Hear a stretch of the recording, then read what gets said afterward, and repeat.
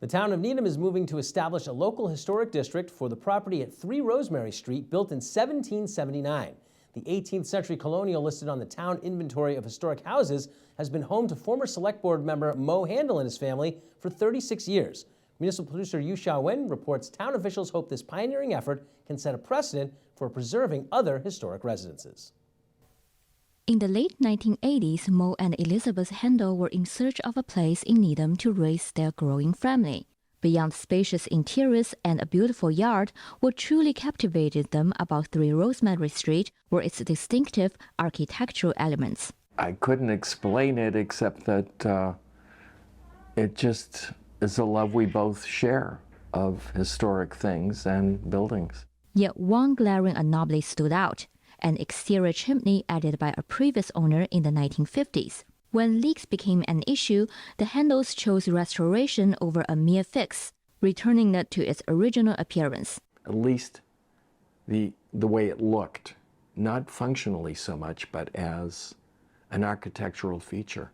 Built by Jonathan Kingsbury Jr. 240 years ago, the colonial was originally a center entry design with its front door facing Webster Street. The Handels restored the appearance of the entrance and the vestibule, now used for storage. We had the original front door in the garage. It had been left behind. Handel emphasized that preserving old houses does not conflict with modern living standards. Because if they don't have the ability to be contemporary enough, nobody would want to live in them. In 2014, the Handels took a crucial step towards sustainability by installing rooftop solar arrays.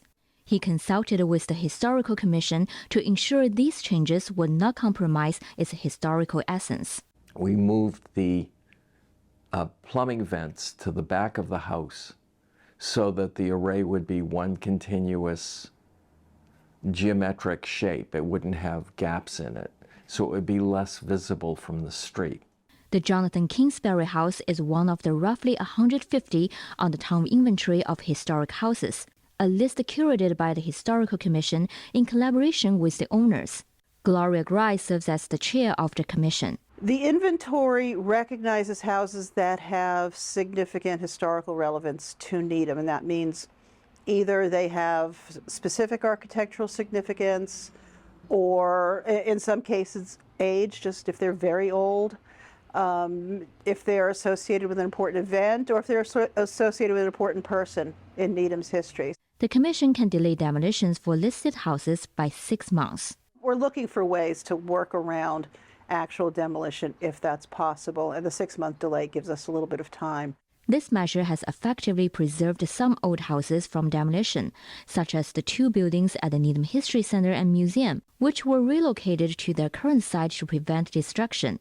Yet in some cases, it was impossible to prevent eventual demolition.